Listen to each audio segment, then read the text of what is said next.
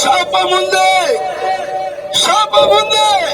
దేవుని యొక్క కోపాగ్ని ఎవరిని విడవదు, పాపం ఎవరిని విడవదు, అది శాపంగా మారుతుంది. తల్లిదండ్రుల యొక్క పాపం కుమారులపైకి వెంబడిస్తుంది.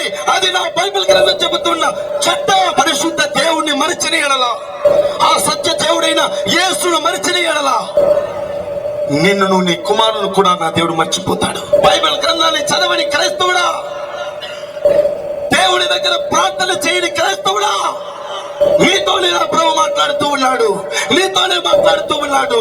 నీ జీవితం మార్చుకోకపోతే, నీ జీవితంలో మార్పు రాకపోతే, నీ పిల్లల జీవితంలో మార్పు రాదు.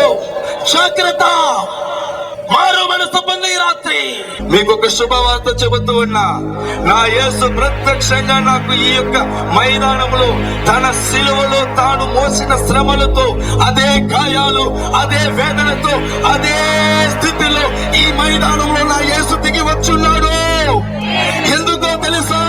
నీ శాపాన్ని ఈ రోజు ఆశీర్వాదంగా మార్చడానికి.